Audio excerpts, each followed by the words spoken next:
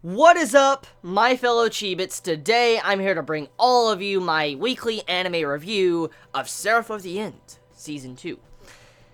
We get to find out some of the flaws with Yu's team and their teamwork. Now, I know it already has been established once before that their teamwork is not the best and they need to improve on it. So, this episode kind of explained that was kind of like a reminder to our characters to work harder to become a better team. And for the most part, this episode was very enjoyable. I had a lot of fun sitting down and watching this episode. The entertainment-wise of it was pretty damn fun. Especially getting to see Gurren and his team just wrecking Yu's team like nothing. I mean, they kind of put up a challenge, just a tiny little bit, but they still got kind of destroyed by Gurren's team. So seeing how the skill gap between them was just so vast, it really just shows you how much our team can improve to get stronger in the future. Now, I do want to take note of something.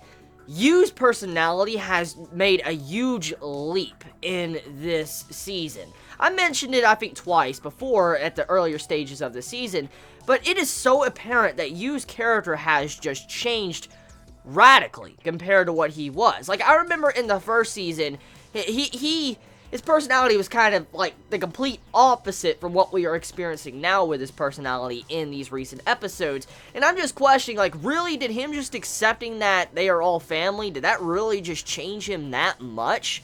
Because that's crazy. I just cannot believe how much his personality's changed after just accepting that they're all his new family.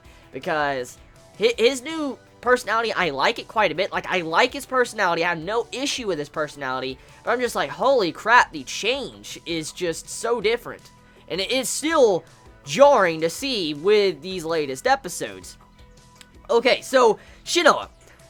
I like how this episode, if there's one thing I like about this episode, I like how Shinoa's actions for a comedy gag was actually a huge plot point with this episode.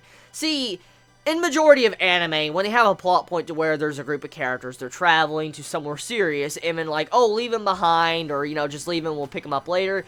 Usually when something like that happens, it turns out to be just something for comedy. Like, you just get a good laugh at it, you're like, oh my god, Shinoa just did that, and then you would just move on, and then we move on to the serious stuff. That's kind of how that would be done in other series. It's seeing how that was a crucial plot point to this episode. I'm actually happy. I'm very happy to see that, because seeing how Shinoa's actions of wanting to leave you behind, costing time, leaving him by himself, that really makes me happy to see how this series is kind of focusing on that, saying, if you do childish actions like this, it could cost the lives of your teammates or your family. And so, much respect. I have so much respect to Seraph of the End after this episode, just for that scene alone, or the main concept of the episode related to what Shinoa's actions caused. Now, besides that, however, the episode, it kind of was exactly what we already knew. It was telling us stuff we already knew. We already knew that Yu's team was kind of bad working together. I mean, they were doing their best, but we do know that they need to work on their teamwork, and this is something that's already been established beforehand, before we even got to this episode, and even in Season 1, this was already established. So this episode is kind of like just a reminder for anyone that has forgotten. How do you all feel about Mika as well? Mika, like, almost going over the deep end to drink a human's blood. He almost went over the deep end. Like, he almost did that. He stopped himself, of course, but it won't be long now until he probably drinks a human's blood. And if there's anybody's blood that's probably going to be drunk first by Mika, it's probably going to be Yu. Yu is probably going to be the one to have his blood drunk by his best friend or lover. So let me know your thoughts in the comments below. You all have a wonderful day or night wherever you live. Please be safe. Chibi out.